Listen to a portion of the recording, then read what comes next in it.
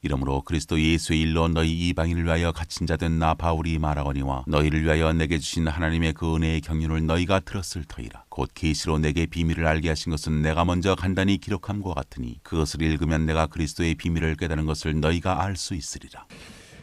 오늘은 에베소서 3장 1절에서 4절 말씀 가지고 같이 은혜를 나누고자 합니다. 1절에 보면은 이러므로 그리스도 예수의 일로 너희 이방인을 위하여 갇힌 자 된 나 바울이 말하거니와 이렇게 1절이 기록되어 있습니다. 1절은 바울이 자신의 사역과 고난을 어떻게 이해했는지, 자신의 사역과 고난을 어떻게 이해했는지를 보여주는 그러한 구절입니다. 여기 이러므로라는 그 헬라어는 투투 카린이라는 말인데요. 투투는 그 영어로 this라는 말이고요. 카린은 for, because, 이것 때문에 이런 뜻입니다. 그래서 영어 성경 뉴 킹 제임스 버전은 for this reason 이렇게 번역했습니다. for this reason, 이러한 이유 때문에 그리스도 예수의 일로 너희 이방인을 위하여 갇힌 자 된 나 바울이 말하거니와, 이러한 이유 때문에 나는 갇히게 되었다, 이런 말하고 같은 말입니다. 이것이 도대체 무엇이냐 할 때에 이것은요 에베소서 2장 11절에서 22절을 가리키는 것입니다. 11절에서 22절을 가리키는 것입니다. 한번 요약하자면은 소망 없던 이방인이 그리스도 안에서 유대인과 연합하고 나아가 하나님과 화평을 이룸으로써 구속 공동체인 교회의 일원이 된 것을 말하는 것입니다. 구속 공동체인 교회의 일원이 된 것을 말하는 것. 이게 이것입니다. 이것 때문에 이것을 전하다가 바울이 갇히게 되었다고 이렇게 말하고 있습니다. 그리고 1절에 보면은 그리스도 예수의 일로 갇힌 자 된 나 바울은 갇힌 자 된, 이렇게 그리스도 예수의 일로 갇힌 자 된, 이 갇힌 자, 이것을 직역을 하면은요 그리스도의 갇힌 자, the prisoner of Christ Jesus, 그리스도 예수의 수인, 예수의 갇힌 자, 이런 뜻입니다. 원어 성경에는요 일이라는 단어가 없어요. 그리고 소유격으로 되어 있습니다. 그래서 the prisoner of Christ Jesus, 그리스도 예수의 수인, 그리스도 예수의 갇힌 자, 이렇게 많은 영어 성경들이 of로 이렇게 번역하고 있습니다. 뉴 RSV는 이것을 조금 더 의역을 해서 그리스도 예수를 위한 죄인, the prisoner for Christ Jesus, 이렇게 번역을 하고 있습니다. of가 맞는 거예요. 소유격이기 때문에. 에베소서 4장 1절에 보면은 바울은 주 안에서 갇힌 나, 그 다음에 디모데후서 1장 8절에 주를 위하여 갇힌 자, 빌레몬서 1장 9절에 보면 예수 그리스도를 위하여 갇힌 자, 이런 식으로 자기 자신을 이렇게 표현을 했습니다. 바울은 3차 전도 여행을 마치고 예루살렘에 가서 체포가 되고 거기에서 가이사라로 가서 수감 생활을 하고 또 로마로 가서 이렇게 수감 생활을 한 그 말년이 거의 다 감옥에서 이렇게 있었습니다. 감옥에 이렇게 갇혔는데 갇힌 이유가 그리스도 예수의 일 때문이라고 이렇게 말하고 있어요. 그리스도 예수의 일 때문에. Prisoner of Christ, Christ Jesus. 그 프리즈너인데 누구의 갇힌 자냐 할 때에 Christ Jesus라네. Christ Jesus. The prisoners of Christ Jesus. 바울이 자기 자신을 생각할 때 자기 정체성, 아이덴티티, 정체성을 어떻게 자기를 생각하냐면은 그리스도의 포로라고 생각하는 거예요. 그리스도의 포로다. 그리스도에게 잡힌 자다. 잡혔다.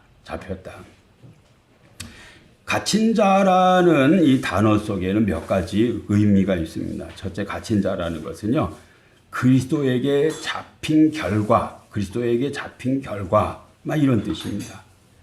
예, 그리스도의 갇힌 자라는 표현이 그리스도에 의해서 그리스도에 의해서 주도되었다. 갇힌 것이요. 누가 이렇게 잡아서 가둬놨냐 할 때 그리스도가 주도했다는 거예요. 그리스도가 주도했다. 그리고 바울은 어떻다는 거예요? 그냥 따랐다는 거예요. 바울이 하나님의 뜻을 그냥 신실하게 따르니까 어떤 결과가 생겼어요? 이 갇힌 결과가 생긴 거예요. 바울이 신실하게 따르지 않으면 어떤 일이 생겨요? 안 갇혀요. 도망가 버려요. 피해 버려요. 안 해버려요. 안 해버려요. 우리 그렇게 하잖아요. 우리 안 갇히죠. 우리는 안 갇혀요. 근데 바울은 따르기 때문에 갇히는 거예요. 하나님의 뜻에 따르기 때문에, 하나님의 말씀에 따르기 때문에. 그래서 prisoner of Christ Jesus, 그리스도 예수의 수인이 되는 거예요. 갇힌 자가 되는 거예요. 우리에게 시사하는 것이 많습니다.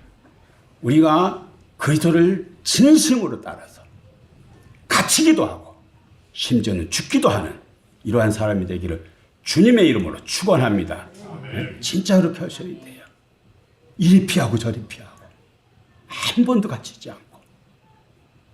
바울은 순종해서 갇힌 거예요. 따르기 때문에 갇히는 거예요. 갇히는 거예요. 둘째, 바울이 이렇게 갇힌 것, 고난은 바울의 어떤 이방인 사도됨의 진정성, 복음 증거의 진정성을 보여주는 거예요. 내가 이방인을 이해한다. 이거 말로는 막 1000번, 10,000번 할 수가 있어요. 근데 진짜 희생을 딱 하라 그러면 안 해. 그건 뭐예요? 진정성이 없다는 말이에요. 근데 바울이 이방인 전도를 힘쓰다가 어떻게 됐어요? 감옥에 갔어요. 이방인 전도에 대한 이 사람의 마음이 진심이 아니에요. 진심이라는 거예요. 진정성의 표현이에요. 진정성의 표현이에요. 셋째, 바울의 이 고난은 그리스도와의 연합, union with Christ, in Christ의 어떤 하나의 증표예요. 이게.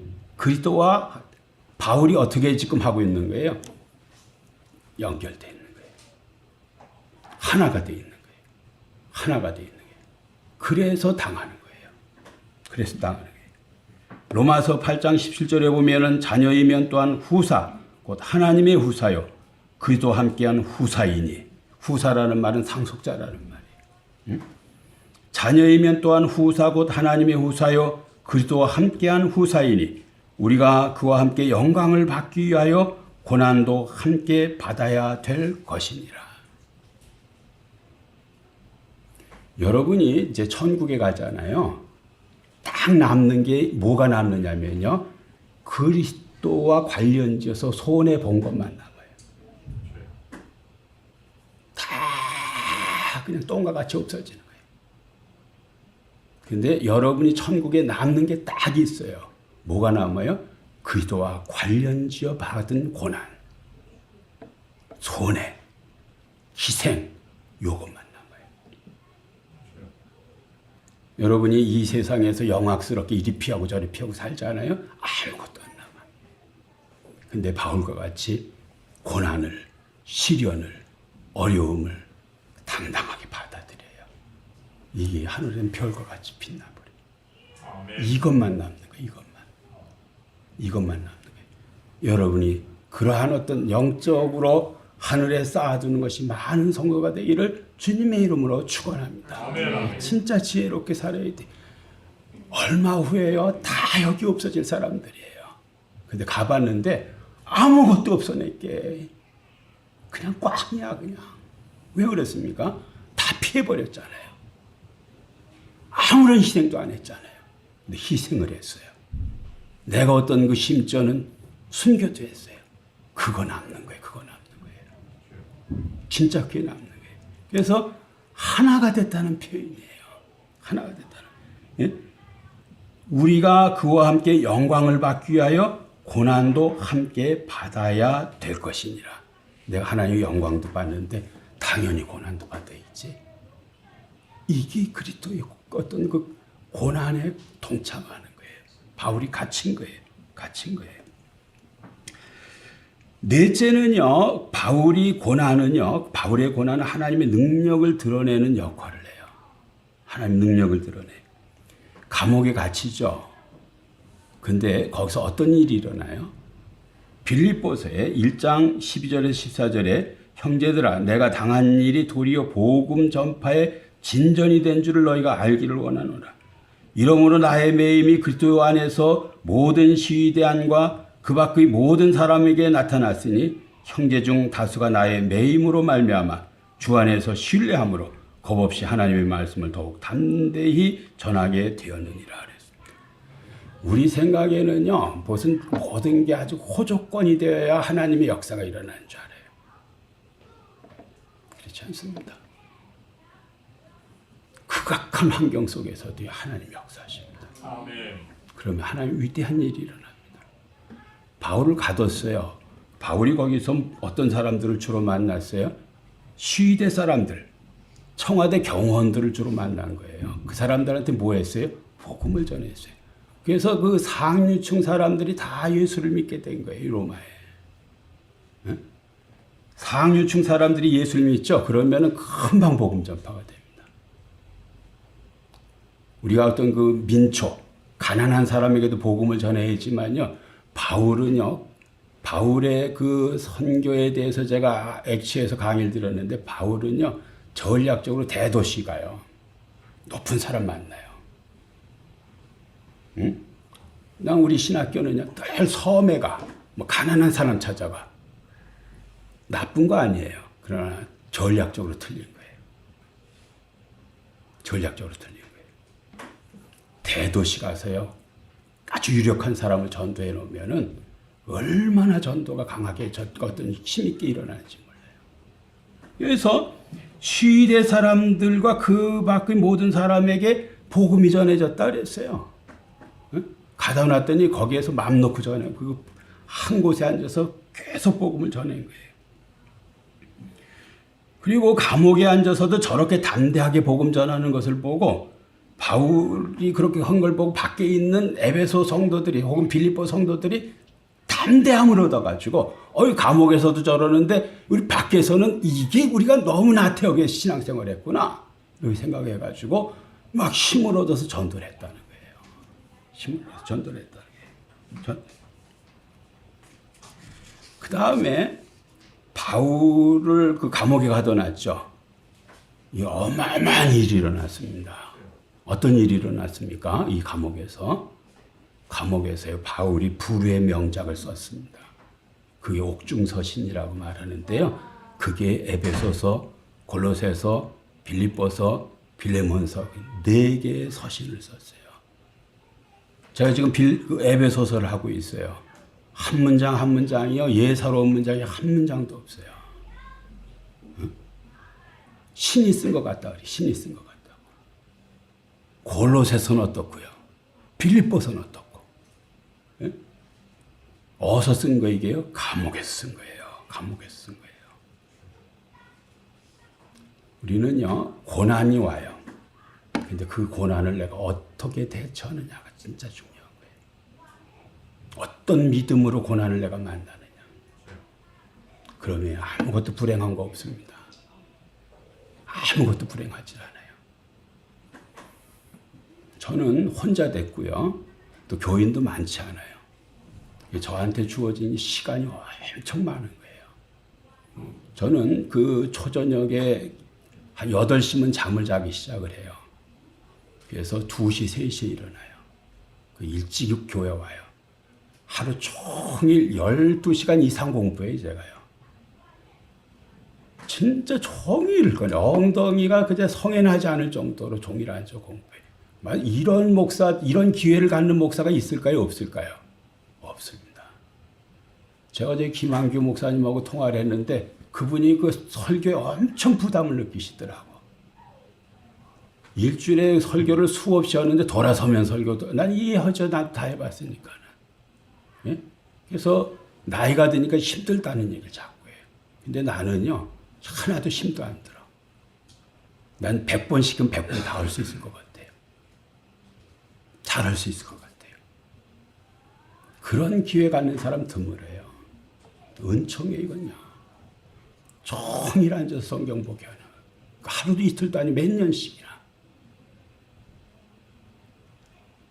고난이요. 여러분이 어떤 식으로 그 고난을 대하느냐가 다 달라요. 바울 이 고난 속에서 주옥 같은 글을 만들었어요. 에베소서, 빌립보서, 골로새서 읽어보세요. 한 문장 한 문장이 예사로 이게 감옥에서 쓴 거라고 믿어지지 않는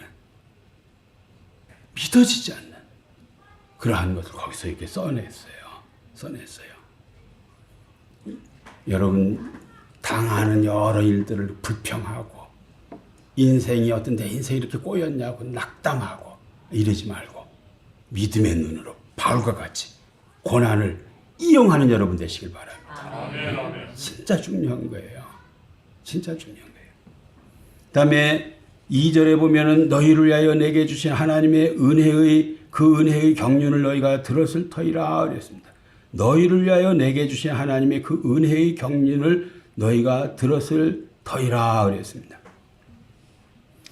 경륜, 하나님의 은혜의 경륜, 이러니까 어려운 말이에요. 이게 좀 쉬운 말로 말하면 경영, 관리, 은혜의 경영, 은혜의 관리, 이런 말로 하고 똑같은 말이에요. 경륜이라는 말이. 그래서 영어로는 어드미니스트레이션이라고 이렇게 번역을 했어요. NIV 성경에는. 여기서는 하나님의 구속 계획 그리고 그 목적을 전개하는 관리 방식을 뜻해요. 하나님께서 세우신 구속 계획, 구속 목표를 이렇게 말해요. 이는 구속 계획이 단지 우연이 아니라 신중하고 구체적인 의도와 목적을 가지고 오래 준비됐다는 거예요. 언제부터 준비됐을까? 제가 예배 시작하면서 기도를 했죠. 세상이 생기기도 전부터. 바울은 창세 전이라고 말했어요. The foundation of the world. 세상이 세워지기 전부터 계획했다는 거예요. 순간 그냥 즉흥적으로 오랜 계획을 오래 준비했다는 거예요. 이게 경륜이에요. 오래 준비했다는 거예요. 그리고 이 계획 속에 전 세계 모든 민족을 다 포함시켰어요.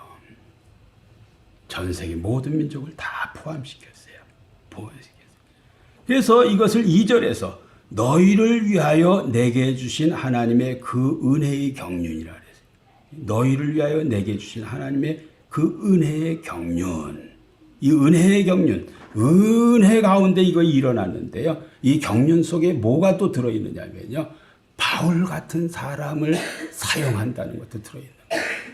그래서 현대어 성경은요. 이것을 아주 우리한테 리얼하게 번역을 했어요. 제가 읽어드려 볼 테니까 한번 들어보세요. 이 2절, 3절을 통합해서 한 절로 현대인의 성경을 번역했는데 내가 전에 쓴 편지에도 간단히 말한 일이 있어 이미 알고 있겠지만 하나님께서는 이방인 여러분에게 하나님의 은총을 드러내시려고 내게 특별한 임무를 맡기셨습니다. 이거 경륜 속에 들어가는 거예요. 나 같은 핍박자를 불러서 전도자로 삼은 거 하나님의 경륜이라는 거예요. 하나님께서는 이방인들도 하나님의 은총의 대상 속에 포함시키셨다고 하는 심오한 계획을 내게 알려주셨습니다. 그랬어요. 유대인들한테는요, 이러한 어떤 마인드, 이런 생각은 다 감겨져 있는 거예요. 이방인이 포함된다고? No. 근데 바울에게는 이게 열려진 거예요. 이게 보인 거예요. 3절에 보면은 곧 계시로 내가 비밀을 알게 하신 것은 내가 먼저 간단히 기록함과 같으니 그랬어요. 계시로 내게 비밀을 알게 하신 것은. 계시와 비밀은요. 사실은 내용은 똑같은 건데요. 의미는 상반된 거죠. 계시는 그냥 까발기는 거예요. 리빌, 드러내는 거예요. 드러내는 거예요. 비밀은 뭐예요? 감추는 거예요. 감추는 거예요. 그런데 비밀을 어떻게 했다고 그러고 있어요? 드러냈다는 거예요. 곧 계시로 내게 비밀을 알게 하신 것은 내가 먼저 간단히 기록함과 같으니 그랬습니다. 여기서 간단히 기록함과 같다 요 말은 아까 말씀드린 대로 2장 11절에서 22절이에요. 요거 읽어보면은 내가 지금 말하는 것이 무슨 뜻인지 네가 알 거다. 너희들이 알 거다. 이렇게 말하는 거예요. 그 다음에 4절을 보면은요. 그것을 읽으면 내가 그리스도의 비밀을 깨달은 것을 너희가 알 수 있으리라 그랬습니다. 알 수 있으리라. 그것은 3절에서 언급한 내가 먼저 간단히 기록함 같은 일을 가리키는 거예요. 에베소서 2장 11절에서 22절을 가리켜요. 그것을 읽어보면은 4절 내가 그리스도의 비밀을 깨달은 것을 너희가 알 수 있게 된다. 알 수 있게 된다. 예? 잘 읽으면은 내가 깨달은 것을 너도 깨달을 수 있다. 너희도 깨달을 수 있다. 이렇게 말하는 거예요. 이렇게 말하는 거예요. 이것을 간단하게 이 바울이 깨달은 게 도대체 뭔가 한마디로 말하면 6절이에요.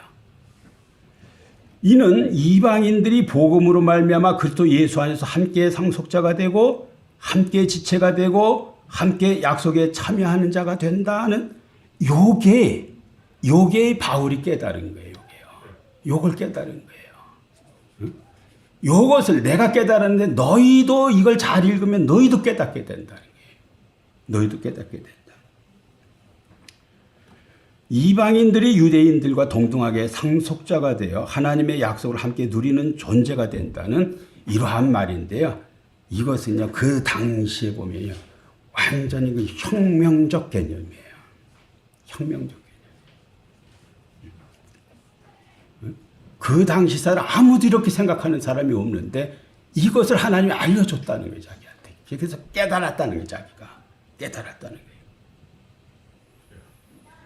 1세기 유대 사회에서 이러한 생각은요, 아주 급진적인, 사람들이 생각할 때 위험하다고 생각하는 거예요. 급진적인 생각이에요.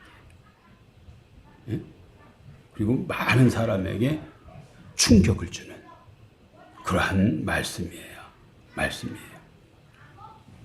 유대인 신자들은 구약에 보면은요, 이방인들을 부정한 자로 여겼어요. 그래서 가까이 하는 것을 싫어했어요. 이 대표적인 어떤 구약의 성경이 요나서죠. 하나님께서 요나에게 그 니느웨로 가서 복음을 전하라고 하니까는 이 요나가 이방인이 그 구원받고 어떤 자기가 전도해서 구원받는 이 자체를 그냥 그 자체를 싫어했어요. 그냥 싫어했어요. 뭐 그 일 자체를 싫어한 게 아니라 그 사람들이 구원받는 걸 싫어했어요. 그냥. 그래서 이것을 피했어요. 다시스로 가야 돼. 그래가지고 풍랑을 만나가지고 이제 막 다시 이제 니느웨로 가는 그런 장면이 기록되죠. 이제 사흘을 그냥 무성의하게 막 복음을 전했어요. 아주 무성의하게. 근데 어떤 일이 벌어졌어요? 막 회개를 하는 거예요. 근데 요나가 이걸 기뻐해요, 안 기뻐해요? 안 기뻐합니다. 망할 놈들이 안 망한다고, 오히려 어떤 그냥 굉장히 어떤 하나님 앞에 낙담을 해, 낙담을. 그냥 집 하나 줘놓고 어떤 나무 그늘에 앉아가지고 구원받고 잘 되는 모습 보면서 너무 괴로워하는 거예요. 너무 힘들어하는 거예요. 이방인들이 구원받는 거에 대해서 그냥 부정적으로 생각하는 거예요. 요나서예요. 요나서예요. 베드로 오순절에 성령 받았습니다. 성령 받았는데 하나님께서 어느 날 어떤 꿈에 말이죠. 보자기로 먹을 것 갖다 내려 보냈어요. 뭐냐, 유대인 먹지 않는 그러한 짐승의 어떤 이런 것들 막 내려온 거예요. 하나님이 먹으라고 자꾸 얘기를 하는 거예요. 안 먹는 거예요. 먹으라고 얘기해요. 또 안 먹는 거예요. 먹으라고 얘기해요. 3번이나 얘기를 했어요. 그런 꿈에 깨어서 좀 있으니까는 고넬료가 사람 보내가지고 베드로를 찾잖아요. 그 환상을 생각하고 찾아가는 거예요. 유대인들의 어떤 생각을 보여주는 그러한 그림들이 요나서나 지금 베드로가 고넬료를 대하는 건 똑같은 거예요. 나중에 고넬료가 성령 받는 것을 보고 이상하게 생각하는 거예요. 그리고 이걸 갖다 예루살렘에서 얘기를 하니까는 예루살렘 사람들도 당황하는 거예요. 이방인이 성령을 받았다고. 응? 이런 일이 안 일어나야 된다고 생각하는 거예요. 안 일어나야 된다고. 일어났어요. 일어났어요. 여기에서요, 4절에서 굉장히 중요한 어떤 그 단어가 하나 있는데요. 헬라어로 카타노에인이라는 깨달은 것이라는 말이에요. 깨달은 것. 깨달은 것. 이게 그냥 굵게 그 폰트 10으로 했으면 이거 그냥 15을 해야 돼요. 깨달은 것, 깨달은 것, 깨달은 것. 바울이 깨달은 것이 있어요. 깨달은 것이 있어요. 뭐 어떤 걸 깨달았어요? 복음은요, 모든 민족을 위한 것이라는 거예요. 이게 그 당시에는요, 우리는 너무 지금 당연하게 생각하는데요, 당시에는요, 진짜 급진적인, 혁명적인, 충격적인 그러한 얘기예요. 이러한 주장을 한다는 것 자체가. 이방인을 위한다는 거예요. 하나님이요, 유대인의 하나님이 아니고 모든 민족의 하나님이라고 바울이 말하는 거예요. 모든 민족의 하나님이라고. 바울이 이것을 깨달은 거예요. 이것을 깨달았어요. 사람이 뭘 깨닫잖아요. 진짜 깨닫잖아요. 그럼 그 사람은 사명자가 돼요. 우리가 아무것도 안 깨달아가지고 교회는 이렇게 출입을 해도요, 그냥 설교를 듣는 거지 깨달은 게 아니에요, 내가. 그래서 아무 일도 안 하는 거예요. 아무 일도 안 일어나는 거예요. 내가 진짜 깨달았어요? 가만히 있을 수가 없어요, 이거는요. 가만히 있어요. 진짜 깨달은 사람이 어떻게 가만히 있어요? 깨달은 사람이 어떻게 가만히 있어요? 가만히 있을 수가 없어요. 사명자가 돼요, 사명자가. 하나님이 거대한 비밀을 알고, 하나님이 알려주신 이 거대한 비밀을 내가 알았어요. 어떻게 침묵을 해요? 침묵하면 어떠세요? 그냥 벌 받는다는 그런 생각을 하는 거예요. 고린도 전서 9장 16절에 내가 복음을 전할지라도 자랑할 것이 없으면 내가 부득불할 일입니다. 만일 복음을 전하지 않으면 내게 화가 있다. 화가 있을 것이미로다 그랬어요. 화가 있습니다. 깨달았는데 깨달음을 실천하지 않으면 어떻다고요? 화가 임한다고 생각해요. 너 이거 내가 알려주는데 이거 해. 근데 내가 거절했어요. 뭐가 와요? 화가 임한다고 생각해요. 화가 임한다고 생각해요. 깨달은 것을 실천하는 것은 개인의 문제가 아니라 인류 구원이 달려있는 문제예요. 인류 문제. 바울이 어떤 생각을 갖고 있냐면 다급한 생각을 가지고 있어요. 다급한 생각을. 아까 말씀드린 대로 복음을 전하자면 내가 화가 있다. 화가 있다. 여러분 주변에 부모님들 예수 안 믿죠? 그대로 건강하게 그 모습 그대로 있을 줄 알죠? 어느 날 금방 사라져요.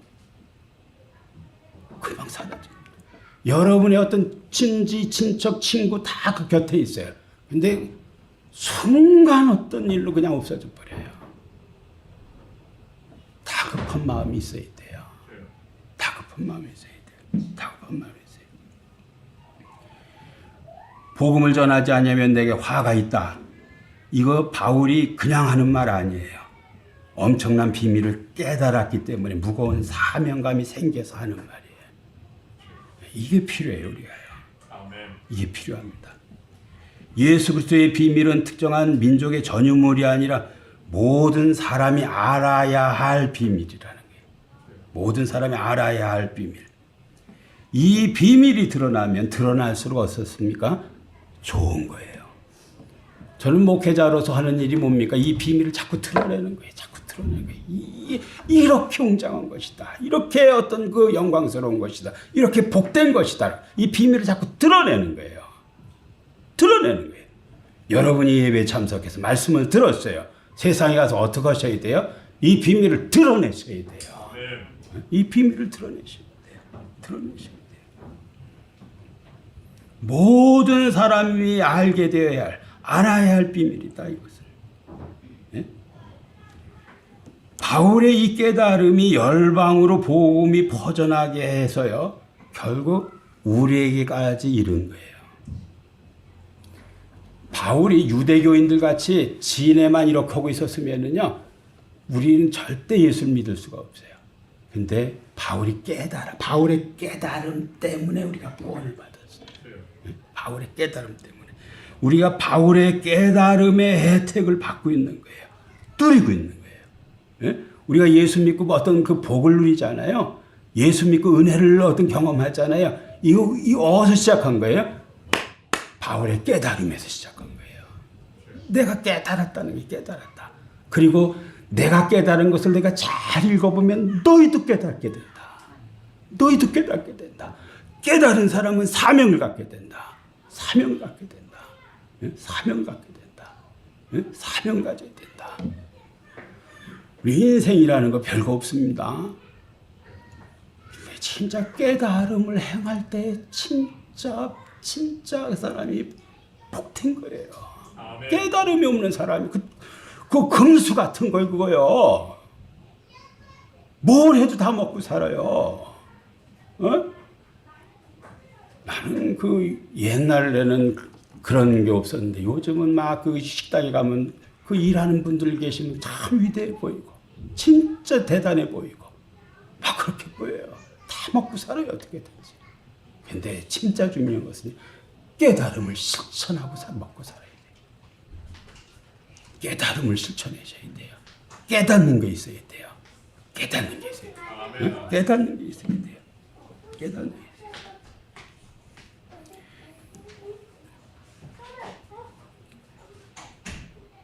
바울은 어떤 사람에게는 이게 다 드러난 비밀인데 아직도 꽁꽁 담긴 비밀이 되어 있다는 것을 알았어요. 특별히 자기 동족이 그렇다는 것을. 자기 동족이 예수 안 믿거든요.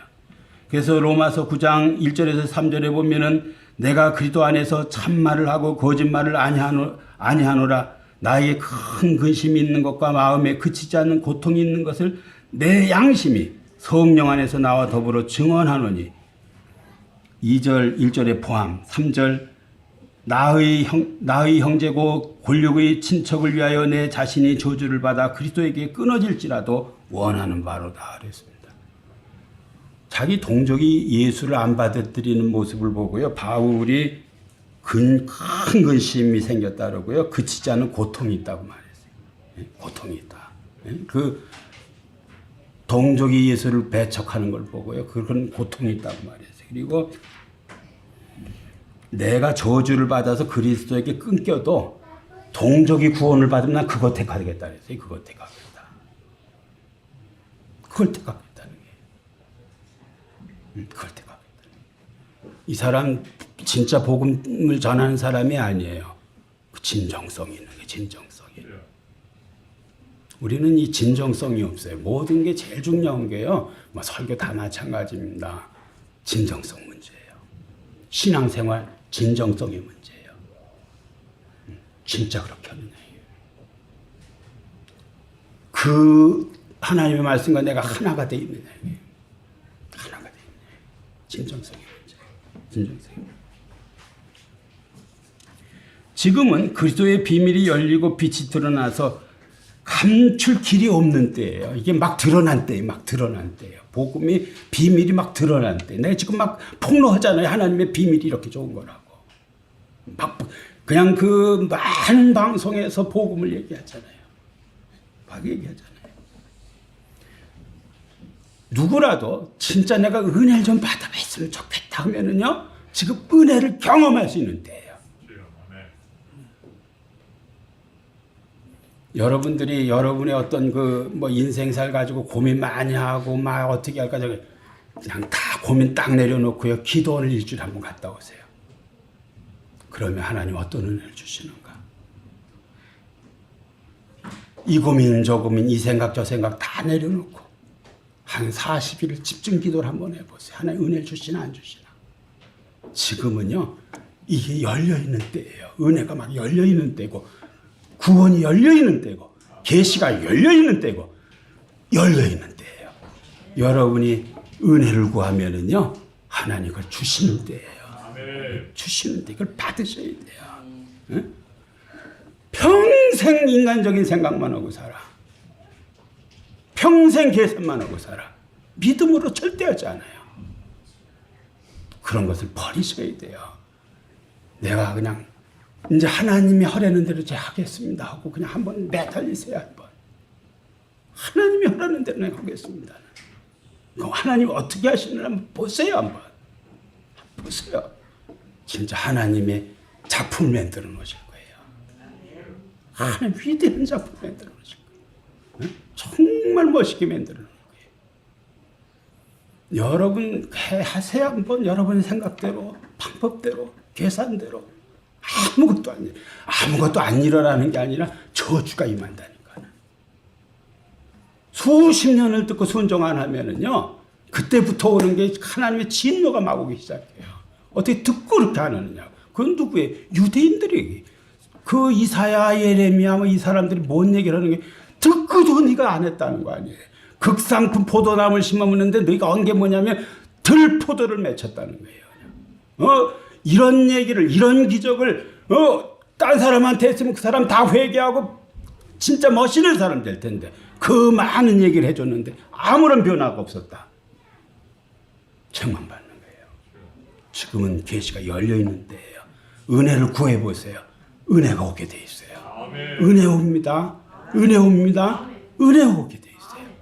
은혜가 오게 돼 있어요. 은혜 오게 돼 있어요. 이거 진짜 중요한 게 있어요. 내가 깨달으셔야 돼요. 조 목사가 깨달은 게 아니라 내가 깨달은 거. 내가 깨달은 거. 1절에 보면은 3장 1절에 나 바울이 말하거니와 3장 2절 내게 주신 하나님의 그 은혜 3절 내게 비밀을 알게 하신 것 그 다음에 4절 그것을 읽으면 내가 그리스도의 비밀을 깨달은 것을 너희가 알 수 있으리라. 내가 깨달은 것. 내가 깨달았다는 거예요. 내가 깨달은 진리가 내 인생을 다 바꿔요. 내가 깨달은 게 있어야 돼요.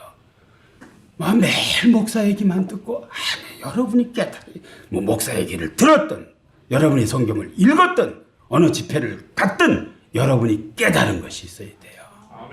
그게 여러분을 바꿔요. 여러분의 가정 바꿉니다. 여러분의 교회도 바꿔요. 깨달은 게 있어야 돼요. 깨달은 거예요. 우리의 삶을 움직이는 핵심적인 힘, 이게 깨닫는 거예요. 뭐가 여러분을 움직이고 있어요? 하나님 깨닫게 하신 것이 있어요. 그것이 움직이는 거예요. 하나님으로부터 이걸 받으셔야 돼요. 예? 이걸 받으셔야 돼요. 예? 핵심적인 힘, 내가 깨달은 것에서 나온다. 우리가 날마다 갈망해야 하는 것이 있어요. 그게 뭐냐면은 하나님의 은혜를 구하는 것인데요. 깨달음의 은혜를 구하는 거예요. 깨달음의 은혜를 구하는 거예요. 깨달음의 순간이 올 때 인생 바뀌어요. 인생 바뀝니다. 인생 바뀝니다. 이것이 여러분의 인생의 결정적인 사건 되고 역사적 사건 되고요. 여러분 다시 태어나는 사건 돼요. 깨달음이 없으면 안 된다니까.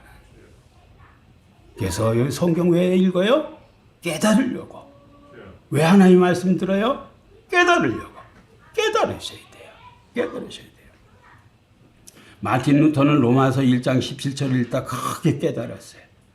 복음에는 하나님의 의가 나타나서 믿음으로 믿음에 이르게 하나니 기록된 바 오직 의인은 믿음으로 말미암아 살리라 함과 같으니라 그랬어요. 로마 캐톨릭은요. 성자, 성자의 유품, 또 마리아, 어떤 그 선행, 이런 걸 통해서 구원받는다고 가르쳐 줬어요. 그리고 죄하든 요만한 죄도 있으면 안 된다고 늘 가르쳐. 그래서 늘 고해성사하러 다녔어요. 그 루터가. 근데 그런 고해성사를 한다고 내 마음이 용서받았다는 그런 확신도 생기지도 않고, 또 선행이란 끝도 없는 거고, 또 잘못한 게 더 많은 것 같고, 막 이런 그 번민 속에 늘 살고 있었어요.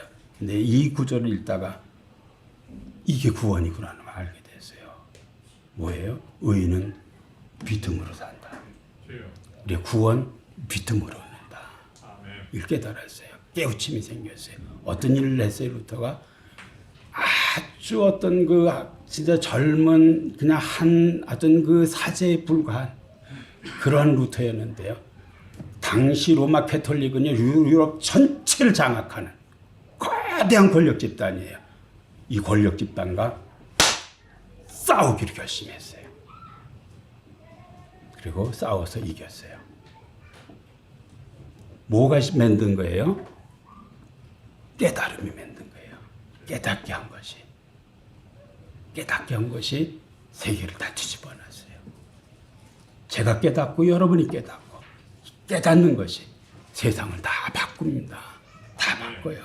다 바꿔요. 다 바꿔요. 비밀을 깨닫는 거 엄청난 일이에요. 하늘의 비밀을 깨달으면요, 인생이 바뀌게 돼 있어요. 바뀌게 돼 있습니다. 하늘의 비밀을 깨달으면 내 인생의 가치를 그 비밀과 다 바꾸게 돼요. 다 바울 그런 사람이에요. 루터 그런 사람이에요. 다 바꿨을 때 깨달았는데 안 움직일 수가 없어요. 그래서 그 세력이 로마건 무슨 어떤 그 로마 캐톨릭이건 상관도 없어요. 그 적이 어떤지 상관도 없어요. 내 깨우침에 반하면 싸우는 거예요. 싸워서 이긴 거예요. 이긴 거예요. 에베소서는요, 옥중서신이라고 말하잖아요. 어디서 썼어요? 로마 감옥에서 썼어요. 어떤 때 썼어요? 네로의 치하에 감옥에 갇혀서 쓴 거예요. 우리나라 그 감옥 시설을 뭐 가보진 않았지만은 그냥 뭐 요 많은 데서 여럿 지낸다고 이거 엄청 뭐 그런 얘기를 하더라고요. 그냥 유튜브에서 봤는데 그 깡패 두목 이렇게 그거 들어가면 그 밑에 사람들이 다 여름에 부채질 하다가 뭐 이렇게 효도가 아니오면 또 막 다 일어서 앉아 있다가 또 가면 뭐 그 사람 사는 뭐 그런 어떤 환경이 엄청 열악하잖아요. 엄청 열악하잖아요. 이 당시 어떻겠습니까? 말할 것도 없어요. 근데 바울의 글을 보잖아요. 지금 에베소서 우리 보잖아요. 이 사람이 감옥에서 쓰고 있는 글 같아요? 아닌 것 같아요? 천상의 섬을 쓰고 있는 것 같아요. 천상의 섬을 쓰고 있는 것 같아요. 권위가 있어요. 영광스러움이 있어요. 왜 그랬습니까? 깨달은 사람의 어떤 그 모습인 거예요. 은혜에 사로잡혀 있어요. 하나님에게 붙들려 있어요. 그래서 바울은 에베소 성도들에게 자기가 감옥에 갇혀 있는데요, 걱정하지 말라 그래요. 3장 13절에 보면 그러므로 너에게 구하노니 너희를 위한 나의 여러 환난에 대하여 낙심하지 말라. 이는 너의 영광이니라 그랬어요. 너의 영광이 낙심하지 말라. 아까 얘기했죠. 유니온 위드 크라이스트. 고난도 같이 당하는 거예요. 바울이 당하는 고난은 지극히 크고 영원한 영광의 중한 것을 지금 이루는 것이에요. 이루는 것이에요. 이걸 막는 것은요, 사탄의 일이에요. 베드로가 예수님이 십자가 진다는 얘기를 하니까 그냥 양발 그 팔을 벌리면서 막았어요. 절대 그런 일 하시면 안 된다고. 근데 예수님이 뭐라 그랬어요? 사단아 물러가라 그랬어요. 네가 하나님의 일은 생각지 않냐고 사람의 일을 생각한다고. 예수님 그리고 고난의 길을 가셨어요. 바울 그 길을 쫓아 가고 있어요. 이게 뭘 이루는 거예요? 하나님의 영광을 이루는 거예요. 영광을 이루는 거예요. 영광에 중한 것을 이루는 거예요. 아까 말씀드렸죠. 이것만 낳는다니까. 이것만 낳는다니까. 천국에 가서 이것만 낳는다니까요. 아무것도 남는 게 없어요. 어? 이것만 남는다니까요. 그래서 여러분이 그리스도와 관련 지어서 받는 고난들, 희생들, 손해들, 이것을 귀한 것으로 여기셔야 돼요. 이게 너희의 영광이다. 나의 영광이기도 하지만 너희의 영광이기도 하다. 너희의 영광이기도 하다. 너희의 영광이기도 하다.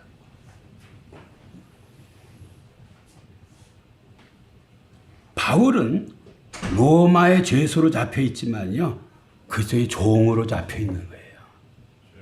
그리스도의 종으로. 그래서 이게 불행한 게 아니라니까요.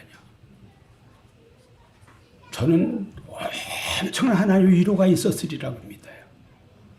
하나님 함께 한다니까요. 큰 위로. 여러분이 환경 좋을 때만 마음 그렇지 않아요. 하나님이 아무리 어려워도요, 은혜를 주시면은 마음의 기쁨이 넘치게 돼 있어요. 아무리 환경이 좋아도 하나님의 은혜가 떠나가죠.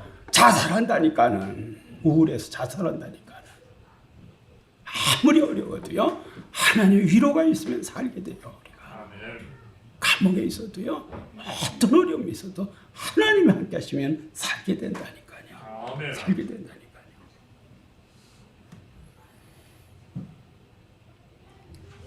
이처럼 신변에 닥친 어려움을 불행이라고 여기지 않는 이유는 자신이 깨닫고 있던 복음의 영광스러움 때문이에요. 진리를 알고 복음의 비밀을 깨달아 안 것은 삶을 바꿔놓는 위력적인 힘이에요. 어마어마한 힘이에요. 깨달음이 있으면 큰 힘이 생겨요. 힘이 생겨요. 골로새서 2장 2절에서 3절 바울이 자기가 깨달은 비밀에 대해서 이렇게 말하고 있어요. 이는 그들로 말미암아 위안을 받고 사랑 안에서 연합하여 확실한 이해의 모든 풍성함과 그리스도의 비밀인 하나님의 비밀인 그리스도를 깨닫게 하려 함이니 그 안에는 지혜와 지식의 모든 보화가 감추어 있느니라 그랬어요. 바울이 지금 그리스도를 깨닫고 있는 거잖아요. 그리스도의 비밀을 깨닫고 있는 거고 그리스도를 깨닫고 있는 거예요. 그리스도를 깨닫고. 그리스도가 어떤 존재예요? 3절에 보면 그 안에는 지혜와 지식의 모든 보화가 감춰져 있다. 감춰져 있다. 하나님의 지식, 하나님의 지혜, 하나님의 모든 보화가 누구 안에 있어요? 그리스도 안에 있다. 제가 이 구절을 설교하면서 오브라이언이라는 그 주석가의 얘기를 했습니다. 여기에 감춰져 있느니라는 이 말을 오브라이언은요, 숨겨져 있는 이런 뜻으로 번역하지 않고요, 저장되었다고 번역했어요. 예수 그리스도 안에는요, 하나님의 지혜, 하나님의 지식, 하나님의 모든 보화가 저장되어 있어요. 저장되어 있어요. 저장되어 있어요. 저장되어 있어요. 그리스도는 하나님의 지혜와 지식과 능력의 저장소예요. 그리스도는 모든 보화의 저장소예요. 저장소예요. 모든 보화를 어디서 발견해? 우리는요, 그리스도에게서 발견해요. 그리스도 안에서 발견하는 거예요. 그리스도 안에서. 그리스도 안에서 구체적으로 용서가 있어요. 축복이 있어요. 치유가 있어요. 생명이 있어요. 의로움이 있어요. 영광과 새 사람이 있어요. 새 사람이 있어요. 바울은 우리 인생의 모든 문제를 푸는 해답이 어디에 있다고 믿는 거냐면은 그리스도 안에 감춰져 있다. 그리스도 안에 감춰져 있다. 그리스도 안에 있다. 이걸 경험할 수 있길 바랍니다. 여러분이 갖고 있는 어떤 문제들이 있어요. 진짜 옥매듭같이 매여 있는. 근데 이걸 내가 들고 하나님 앞에 갔어요. 하나님이 툭 풀어줘 버렸어. 그리스도 안에서. 있다니까요. 있다니까요. 하나님 푸신다니까요. 아멘. 하나님 푸신다니까요. 푸신다니까요. 우리 삶의 절망적인 것을 다 걷어낼 만큼 가치 있는 것이 그리스도 안에 있어요. 여러분의 모든 어둠을 다 걷어내. 그게 어디에 있어요? 그리스도 안에 있어요. 그리스도 안에 있어요. 우리가 일평생 이것을 광과 금강 캐듯이 이걸 캐내는 삶이 신앙의 여정인 거예요. 우리가 송구영신 예배 때 우리가 그 간증 같은 거 하잖아요. 그때 1년 동안 내가 이런 보화를 이렇게 캤습니다. 그리스도 안에서 내 용서를 경험했습니다. 치유 경험했습니다. 축복 경험했습니다. 부유를 경험했습니다. 의로움을 경험했습니다. 새 생명을 경험했습니다. 이런 게 있어야 되는 거예요. 이런 기가 막힌 어려움에서 내가 빠져나왔습니다. 이게 그리스도 안에 있는 거예요. 찬송가 453장에 보면은 예수도 알기 원하네 크고도 넓은 은혜와 대속해 주신 사랑을 간절히 알기 원하네. 내 평생에서 온 대속해 주신 사랑을 간절히 알기 원한다. 간절히 알기 원한다. 네, 우리 성도들이 평생 원하는 것이 그리스도를 아는 거예요. 그리스도 안에 모든 게 들어있기 때문에. 그리고 그리스도를 아는 것이 모든 기쁨의 근원이라는 것을 아셔야 돼요. 이게 너무 크기 때문에요. 혼자 이것을 어떤 누리기에는 너무 거대하고 너무 커가지고 감옥에 갇혀있든 또 심지어 죽인다 그러든 상관없이 바울은 전하는 거예요. 이것을요. 전하는 거예요. 이 비밀을 깨달은 바울은 날마다 이 비밀의 오묘함, 경이로움에 감탄하는 그러한 삶을 사는 거예요. 말씀을 마치려고 합니다. 여러분, 오늘 말씀 중에 중요한 것 하나 있습니다. 깨닫는 것이에요. 깨닫는 것이에요. 여러분이 직접 깨달은 게 있으셔야 돼요. 그게 여러분을 움직이실 것입니다. 기도하겠습니다.